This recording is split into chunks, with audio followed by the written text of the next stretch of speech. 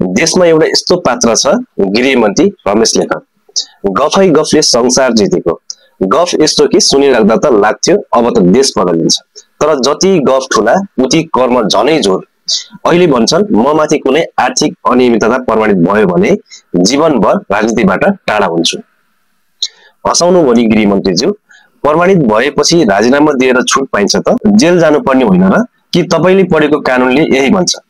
के यो देशलाई तपाईको अफिसको टिफिन टाइम सम्झाउनु भएको हो?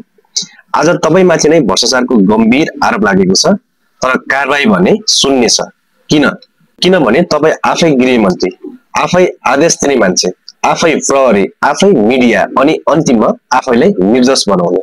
अब जनताले पत्तो पाएका छन् तपाईको परिवर्तनको भाषण झुटको खोल थियो भनेर, तपाईको क्रान्ति त स्क्रिप्टेड नाटक थियो भनेर, जहाँ देशको लागि केही थिएन, थियो त केवल आफ्नै लागि पद पैसा र पहुँचका लागि। 10 महिनाको हिसाब हेर्दा भिजिट भिसाको नाममा दैनिक 50 लाखको असुली, 300 दिनमा कति हुन्छ?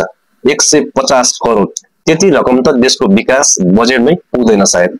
अनि तपाई भन्नुहुन्छ धेरै ठुलो परिवर्तन आएको छ। हो, परिवर्तन त आएको छ, देशको होइन, तपाईहरु जस्तैको।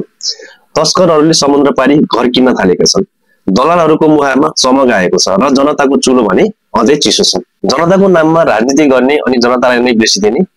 तपाईले बिर्से पनि अब जनताले बिर्सनेवाला छैन। गफको जमाना सकिएको छ। जनताले प्रमाण खोज्दैन, परिमाण खोज्छ, र परिमाण छैन भने राजीनामा दिनु। शिर ठाडो पारेर होइन, जनताको आँखामा हेरेर, लाज मानेर।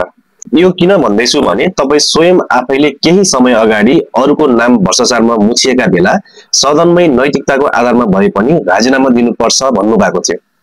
यदि त्यो पनि बिर्सनु भयो भने आफैले बोलेको यो भिडियो हेर्नुहोस् र हजुर आफैले बोलेको कुरा आफै लागू गर्नुहोस्। कुनै सक्षम निकायले यदि अनुसन्धान गर्नुपर्ने स्थिति भयो भने त्यस्तो माननीय मन्त्रीजी मन्त्रीको पदमा रहन रहनुहुन्न, त्यसकारण उहाँले राजीनामा गर्नुपर्छ भन्ने कुरा पनि हामीले उठाउँदै आएका छौं।